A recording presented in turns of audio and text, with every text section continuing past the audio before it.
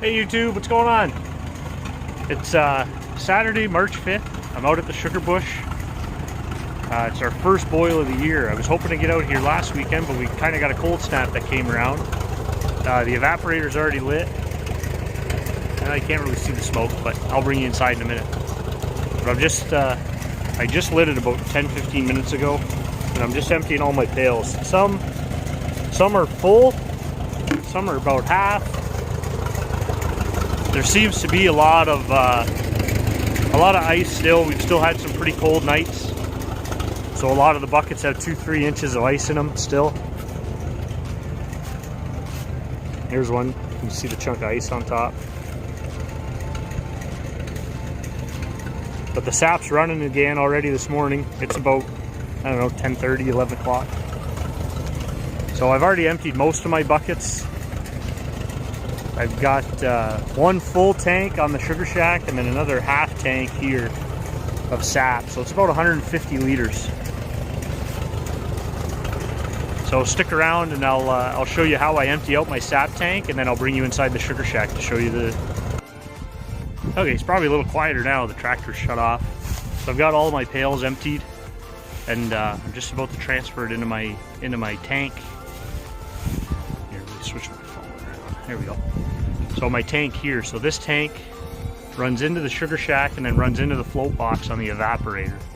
So what I've got is I've got a sap pre-filter, or a syrup pre-filter. I just kind of clip it on to the top of the tank.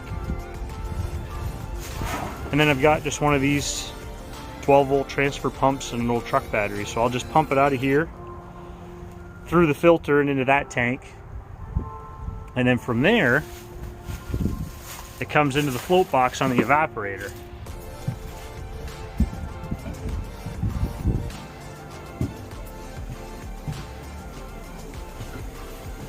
Look at that, already boiling. It's only been about, now probably 30 minutes now since I lit the fire.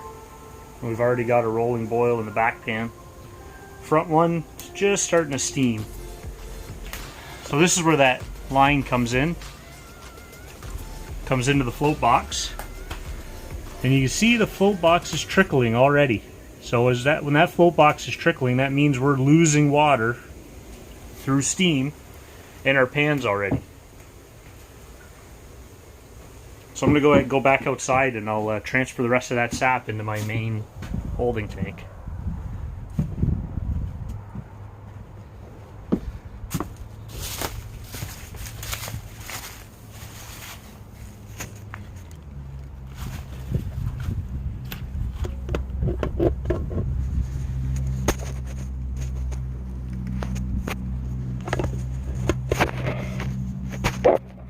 My magnetic stand for my phone, so we'll see how this works.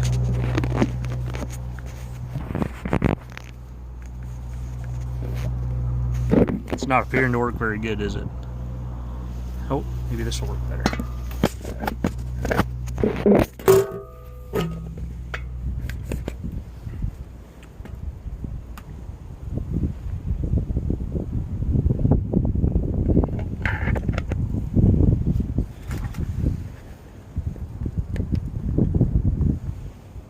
There we go.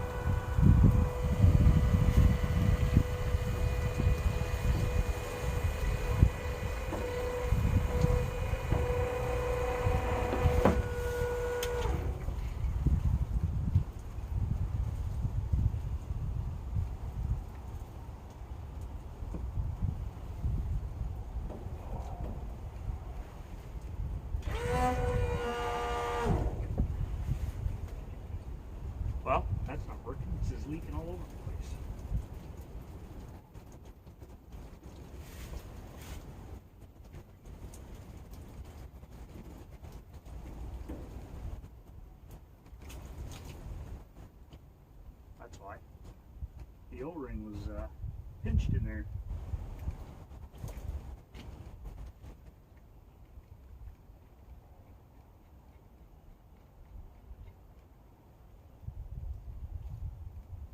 Okay, try that again.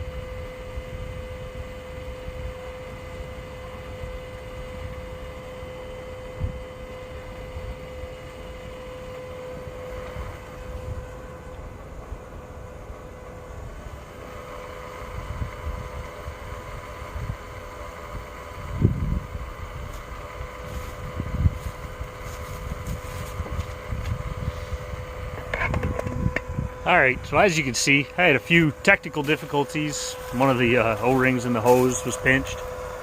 But that's going to go ahead and pump. I should have enough room to get it all in there. That'll pump for a few more minutes. And then I'll take you guys back and I'm going to test my sap in a few minutes. I was getting around 3 to almost 3.5% because I had a lot of ice in my sap. But it'll drop. It's probably...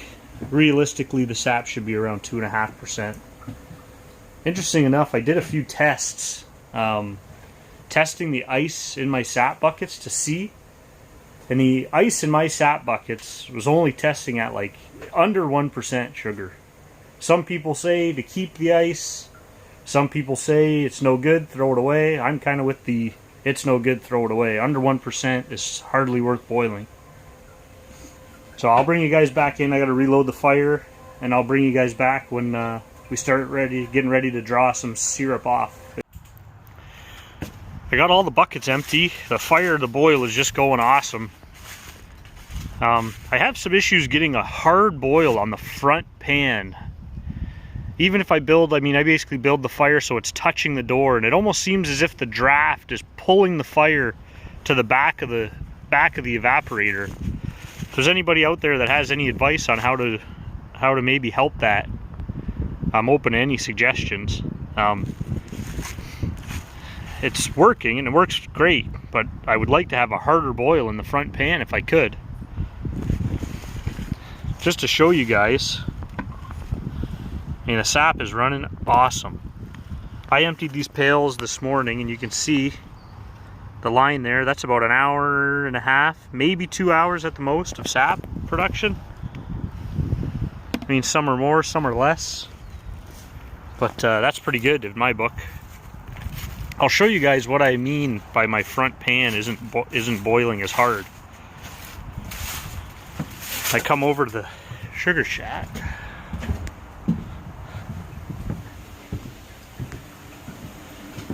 You look at the back pan, has got a rolling boil. It's boiling awesome. The front pan, more of a simmer. And it doesn't seem to matter how close to the front I build that fire. The back pan is always boiling harder than the front pan. If you guys have any suggestions, let me know down. Alright, we've been boiling now for about 3 hours. I don't know how well this will show up on the camera. The steam might... But you can see this is where the sap comes in. And it's, maybe just a hint of yellow to it. Then when we come over to the front syrup pan, you can really start to see that color get dark. So that's what we're looking for. We'll probably be drawing off our first little bit in hopefully another half an hour or so. Go outside. I've completely pumped out the tank in the back of the tractor now, and we're probably, I don't know if you guys can see that, but we're about 2/3 to 3/4, I would say, in that tank. So it's going good. And then I don't know if you guys can see my pails out there. You probably can't see it. It's a little, I don't know, hard to see in the camera, I guess.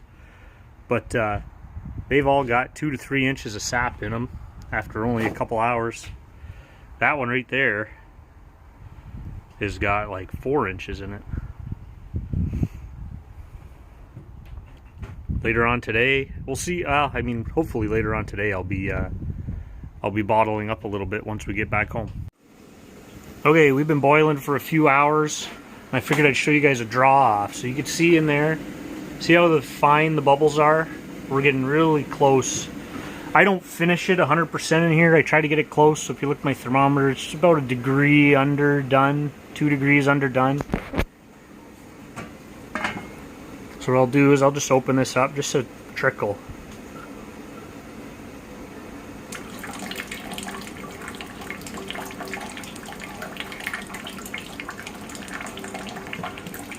I'm going to watch that temperature, and when I see that temperature drop, 1 degree or so, and that's when I know that I've drawn off enough, and then I'll let it boil again. And if I've got a really good boil, I can usually draw off of here every 30-40 minutes, give or take.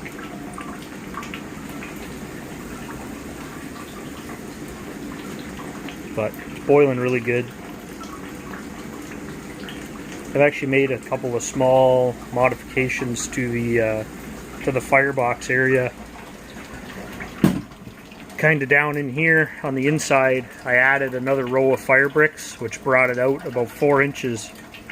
And then I mounded sand up at the back here so that the distance between the bottom of the flues and the top of the sand is about 1 inch, 3/4 of an inch. So that way there the gas has less space to travel, keeps the hot gases up to the bottom of the pan longer.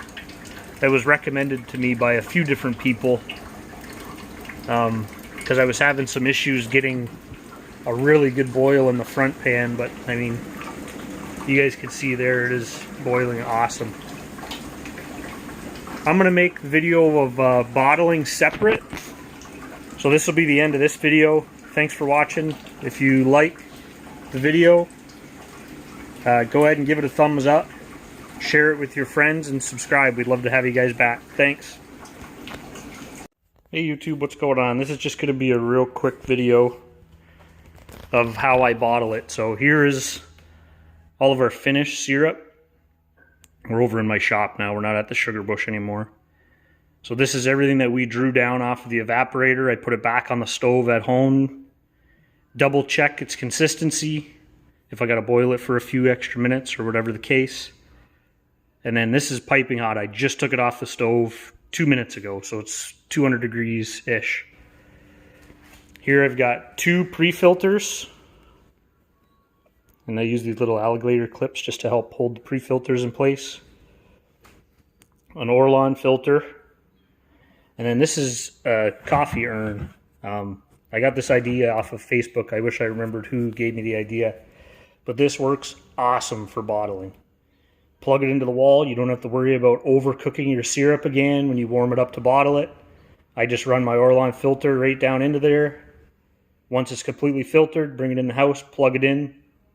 Brings it back up to temperature, and then I bottle it right out of here. It works. It is super cheap and easy. Homemade bottler, basically. So I'm going to go ahead and set my camera up so hopefully you guys can see me pour the syrup in. And then after that, I'll bring it inside and we'll get it all bottled up.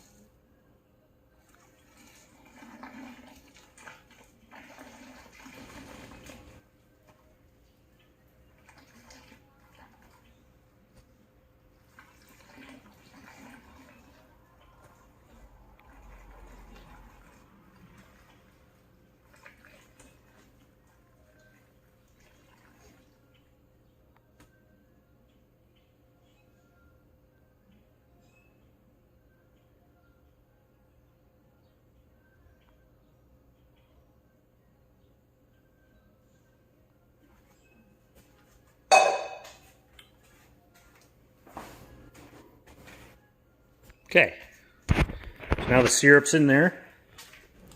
I don't know if the phone light will catch this or not, but you can see it percolating through the filter. Oh, steam's fogging up my camera lens.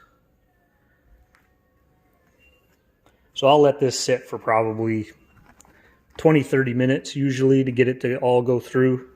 Sometimes, not always, depends how much niter is in it. But sometimes I'll have to take this pre-filter out and dump it into the next one because the pre-filter gets plugged up. But we'll see how it goes. We'll leave it for 10-15 minutes, come check on it. And if we have to, we'll dump this pre-filter into the other pre-filter and let it finish filtering down. Okay, it's been about 10 minutes. I'm going to try to do this one-handed, but we're going to go ahead and take out one of the pre-filters. You guys will see there'll be a little bit of syrup left inside. You look down in there. It's not very much left. But I'll go ahead and dump it. Try to do this one-handed without making a mess.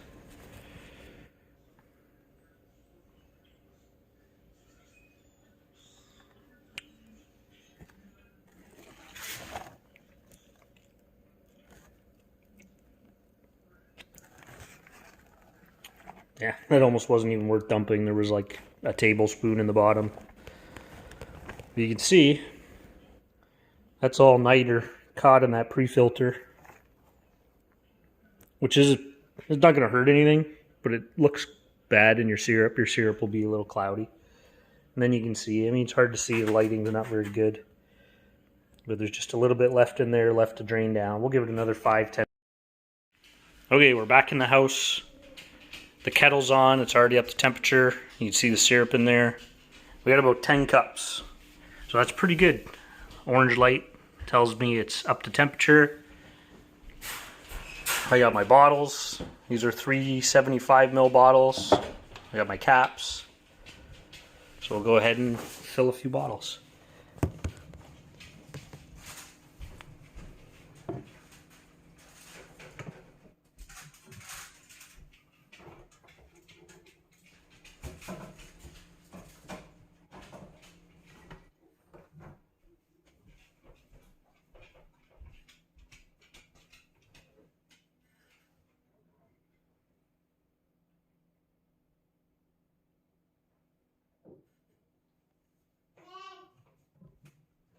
I leave about ½ an inch of headspace at the top. Screw my caps on. And then I lay them on their side after I fill them. And that's it. I'll go ahead and repeat that for the rest of the bottles. I should have, I don't know, 5 or 6 bottles, I think, in there. If you guys liked the video, give it a thumbs up.